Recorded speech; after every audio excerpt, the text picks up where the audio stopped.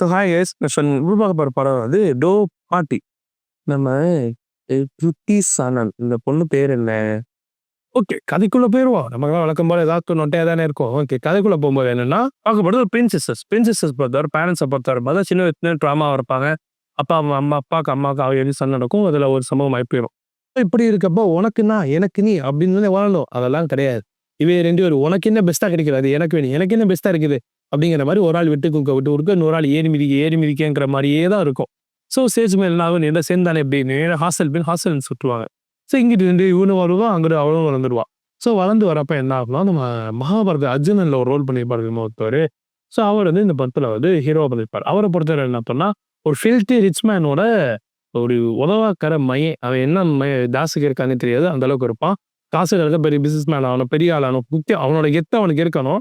அதே சமயம் சுற்றி இருக்க அவனுக்கு பிடிச்ச மாதிரி ஒய்ஃப் வேணும்னு நினைப்பான்.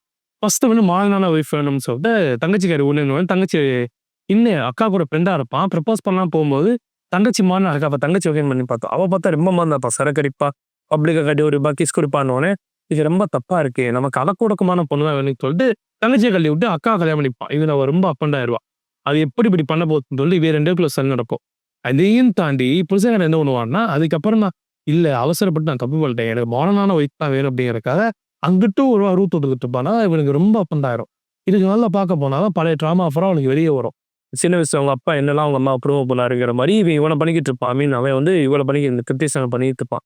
கிருத்திசன் தான் ஹீரோ பேரு, ஹீரோயின் பேரு. ஸோ அதனால தங்கச்சி இறங்கிவா, நம்ம 2 பேரும் சரி இவனை ஏதாவது பண்ணித்தான் என்ன, நம்ம போயிட்டு பண்ணோம்னா இவன் பெரிய மியஸ்டு பையன் நம்மளை முடித்துட்டு போயிடுவான். அதனால சேர்ந்து இவனை ஏதாவது பண்ணணும்னு சொல்லிட்டு சேர்ந்து அவனை என்ன பண்றாங்க, அது எங்கே போய் முடியுது அப்படிங்கிற மாதிரி கதை சூப்பராக போகும். இன்வெஸ்டிகேட் பண்ற மேமே சரி, அவங்க யாருன்னா ஷாருக்கான் படம்லாம் மாதிரி நிறைய படம் பண்ணியிருக்காங்க, பேரு தான் மறந்துட்டேன். பட் பண்ணுவாங்க.